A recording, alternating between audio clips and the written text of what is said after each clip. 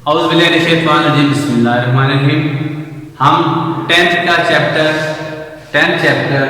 Simple harmonic motion and wave पढ़ रहे हैं। इसका ये लास्ट टॉपिक है और इंतहाई अहम टॉपिक है। ये लॉन्ग क्वेश्चन में आता है। चैप्टर 10 हमारा लॉन्ग क्वेश्चन के लिहाज से बहुत इंपॉर्टेंट है।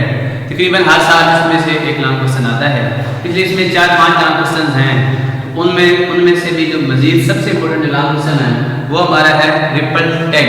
ठीक है, रिपल टैग है क्या? ये बहुत ही लॉन्ग क्वेश्चन है। इसको कुछ हिस्सों में मैंने डिवाइड किया है। सबसे पहले इसका इंट्रोडक्शन है। ये चीज़ क्या है? रिपल टैग एक डिवाइस है। रिपल टैग एक डिवाइस है जिससे हम क्या करते हैं, वाटर वेव प्रोड्यूस करते हैं और उसकी करैक्टरिस्टिक्स को स्टडी करते हैं। ठीक है, यानी कि उसकी खसूसियात को हम पढ़ते हैं, स्टडी करते हैं, मुताला करते हैं। ये डिवाइस हमारी क्या कहलाती है? Ripple tag. ठीक है, इसकी डेफिनेशन दोबारा देख लेते हैं। Ripple tag is a device used to produce and study characteristics of wave। ठीक है, कौन सी वेव? Water wave. उनको स्टडी करने के लिए हम इस डिवाइस को इस्तेमाल करते हैं। इसकी कुछ कंस्ट्रक्शन है, ये कुछ हिस्सों पर मुश्तमिल है, इसकी साफ्ट है, उसको हम स्टडी कर लेते हैं।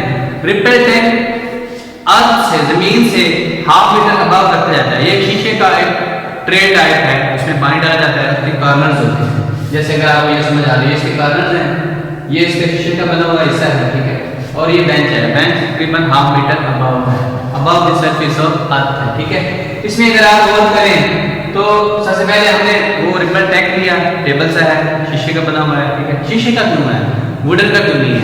शीशे का इसलिए है क्योंकि इसमें जो वेव्स बनती हैं वो नीचे स्क्रीन पर, यानी कि वाइट पेज हो या कोई भी चीज हो, उसके ऊपर उसका इफेक्ट जो है वो रीड करते हैं। अगर वुड का होगा तो उसका इफेक्ट नीचे हमें दिखाई नहीं देगा। ठीक है, ये बात क्लियर होगी जी। इसमें देखें, सबसे पहले मैंने ये कहा कि ये गिलास का बना हुआ है, इसमें मैंने पानी डाला। ठीक है, और इसके ऊपर हमने एक बल्ब हैंग किया है। बल्ब इसलिए हैंग किया है ताकि इसमें क्रस्ट और ट्रफ जो प्रोड्यूस हो रही हैं वो हमें वाज़िह तौर पर दिखाई दे सकें। ठीक है, अच्छा, अब इसके साथ हमने एक ये स्टैंड लगाया हुआ है। ठीक है, ये हमने स्टैंड लगाया हुआ है। स्टैंड के साथ हमने ये वुडन प्लेट है। इस प्लेट के साथ वुडन पैडल या प्लेट समझिए, एक मोटर लगाई हुई है। वुडन प्लेट के साथ मोटर है। ठीक है, इस मोटर का स्विच जो है इस साइड पे है। जैसे ही हम इसका स्विच ऑन कर देंगे तो ये मोटर चलने लग पड़ेगी। ठीक है, as we push the button of the motor it will start. Okay, then it produce water waves. जैसे हम ऐसे हाथ करते हैं, इससे वाटर वेव बनना शुरू हो, पानी की सरफेस पर वाटर वेव बनना शुरू हो जाएगी क्योंकि ये मोटर चलेगी, इसके साथ जो पैडल है वो भी चलना शुरू हो जाएगा और उसके चलने से वाइब्रेशन होगी, ऑसिलेशन होगी, जिससे वाटर वेव हैं वो प्रोड्यूस होंगी।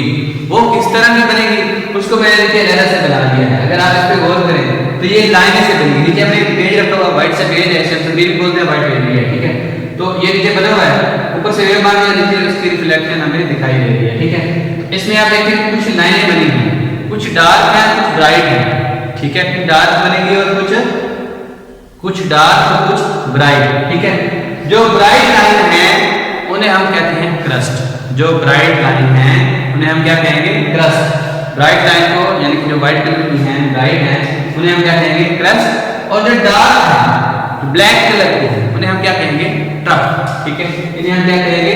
ट्रफ। ठीक है, ये क्लियर हो गया? यहाँ तक इसकी कंस्ट्रक्शन जो है वो मुकम्मल हो गई है। ठीक है, अच्छा, नेक्स्ट पे चलते हैं।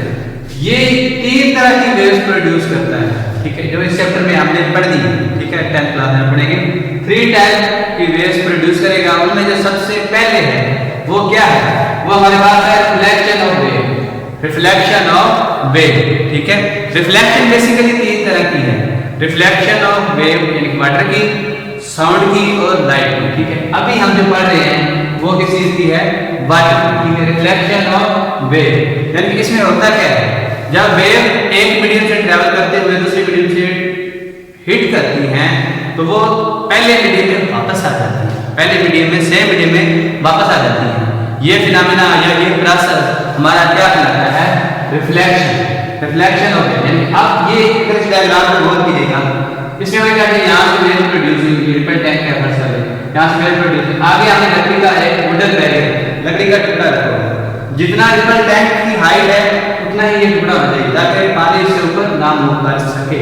ठीक है, तो जैसे ही ये पानी की वेव इस ब्लॉक से टकराएगी तो टकराने के बाद वापस आ जाएगी। ठीक है, इसमें जो एंगल आई है वो एंगल आर के इक्वल हो जाएगा। इससे हम कहेंगे इसने रिफ्लेक्शन के लॉज को फॉलो किया है।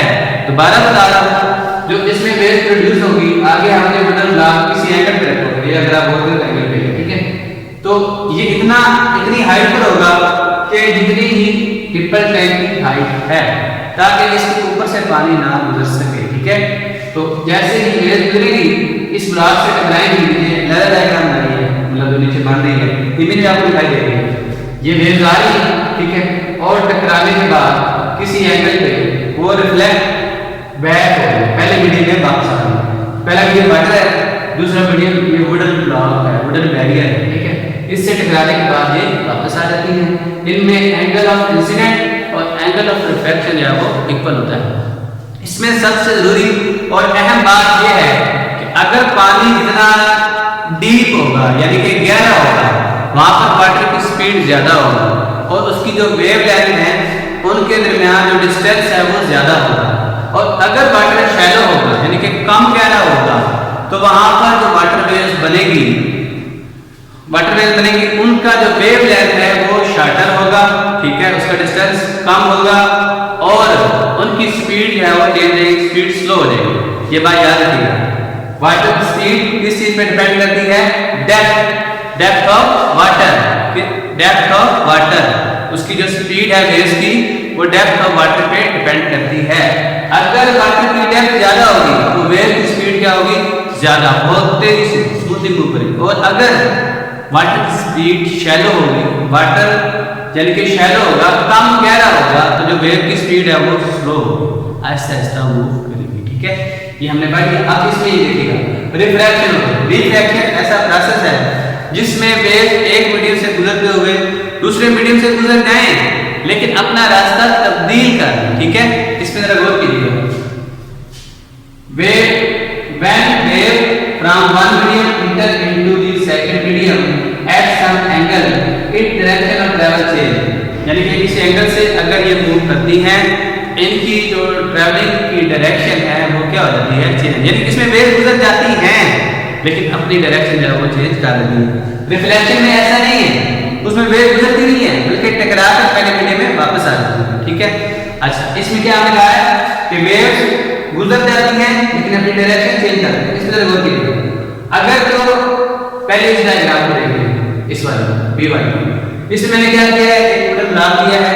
ठीक है, उसकी हाइट रिपल टैंक की हाइट से थोड़ी सी कम है, यानी कि ऊपर से वाटर वेव्स पास होते हैं। अगर तो ये स्ट्रेट हो, डायग्राम में आपको दिखाई दे रही है जैसे कि स्ट्रेट है, तो जो वेव्स बनेगी, जो वेव्स गुजरेगी वो किस तरह है? डीप वाटर में इनके दरमियान वेव लेंथ में फासला ज्यादा है।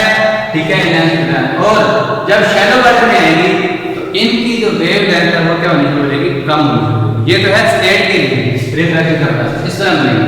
और यही अगर आप इस पे आ रहे हैं सम एंगल देखा है, सम एंगल पे हैं तो शुरू में जो आ रही हैं उनके दरमियान जो वेव्स गुजर रही हैं उनका वेव लेंथ ज्यादा है, लेकिन जैसे ही ये इस वुडन बैरियर पे आती है, ये वुडन बैरियर थोड़ा सा कम है, पहले वाला अगर आ जाए तो उसकी हाइट थोड़ी सी ज्यादा है, यानी कि वो थिक है, उससे आगे वाटर वेव लीक होती है। और ये जो है इसकी थिकनेस कम है, यानी इसके ऊपर से कुछ वाटर पास हो सकता है, पानी गुजर सकता है, इसलिए हम इसको शैलो पार्ट बोलते हैं। ये शैलो पार्ट है।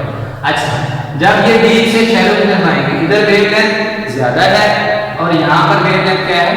कम है। ठीक है, जैसे ये यहाँ से गुजरेगी तो ये अपनी डायरेक्शन क्या कर लेगी? चेंज कर लेगी। इसको मैंने यहाँ पर अलग अलग करके दिखाया है, वहां पर बनाया है। ठीक है, देखिएगा यहाँ से ये वेव्स आ रही है। ठीक है, और जब ये इधर आएंगे तो ये बेंड होगी, किधर बेंड होगी? Towards normal. ये वेव्स किस साइड में बनेगी? Towards normal. When they move from deep water to shallow water they bends towards the normal. This phenomena is called refraction of wave. ये अमल हमारा क्या कहलाता है? Refraction of wave. इसे हम क्या कहेंगे? Refraction of wave. ये हमारा कंप्लीट हो गया। ठीक है, डेफिनेशन हम पढ़ चुके हैं। अब इसके बाद है डिफ्रैक्शन। डिफ्रैक्शन क्या होता है? कॉर्नर्स और स्लिट्स के गिर्द वेव्स का मुड़ जाना, कॉर्नर के गिर्द वेव्स का मुड़ जाना, ये हमारा क्या कहलाता है? Diffraction of wave. ठीक है, इसको देख लेते हैं। द बेंडिंग और स्प्रेडिंग, मुड़ना, द बेंडिंग और spreading of wave around the sharp edges of corner, किनारों के गिर्द ऑफ ऑब्स्टेकल यानी किसी रुकावट के, और स्लिट इज कॉल्ड डिफ्रैक्शन, उनके गिर्द कॉर्नर के गिर्द वेव्स का मुड़ जाना, ये हमारा क्या कहता है? Diffraction of wave. इसको डेफिनेशन हमने पढ़ लिया। अब इसकी एक्सप्लेनेशन, इसकी वजाहत के लिए हम क्या करेंगे? एक्सपेरिमेंट। एक्सपेरिमेंट में हमने क्या किया है? सबसे पहले ये रिपल टैंक है, रिपल टैंक से वेव्स गुजर रही थी, तो मैंने दो लकड़ी के टुकड़े लिए हैं और उनके दरमियान दो वुडन बैरियर्स हैं, उनके दरमियान मैंने फासला कम रखा है। जैसे ही ये वेव यहाँ से गुजरेंगी, ठीक है, तो ये कॉर्नर से गिर्द मुड़ जाएंगे। ठीक है, क्योंकि इनके दरमियान क्या है? जो स्पेस है वो कम है। इन दोनों ब्लॉक्स, ये और ये, इन दोनों के दरमियान जो स्पेस है, जो फासला है, कम है, इसलिए ये क्या कर रही हैं? उन कॉर्नर की गिर्द मुड़ गई हैं और ये सर्कल की शेप इख्तियार कर रही है। ठीक है, they form the shape of circle. ठीक है, इन वेव ने सर्कल की शक्ल तैयार कर ली है। अगर इसके बाद देखिए, इसको मैं चेंज करता हूँ, हमने क्या किया? इन ब्लॉक को स्पेस बढ़ा दी। ठीक है, ये जो थी इनमें स्पेस क्या थी? कम थी, इसमें क्या स्पेस बढ़ा दी। जब स्पेस ढाई की बेस आ रही थी, तो ये स्क्वायर ब्रैकेट टाइप शेप बना दिया। अब सर्कल नहीं बन रही। ठीक है, आप इन्होंने कौन सी शेप बनाना शुरू कर दिया? स्क्वायर ब्रैकेट टाइप शेप बनाना शुरू कर दिया। ये अगर आप इस तरह बनेगा। ठीक है, ये फिनोमेना हमारा कहता है डिफ्रैक्शन ऑफ वेव। ये सारा टॉपिक हम पढ़ चुके हुए हैं, रिपल टैंक। अगर किसी बच्चे को इनमें किसी भी चीज में कोई प्रॉब्लम हो तो आप मुझे कमेंट्स में वो लिख सकते हैं, पूछ सकते हैं।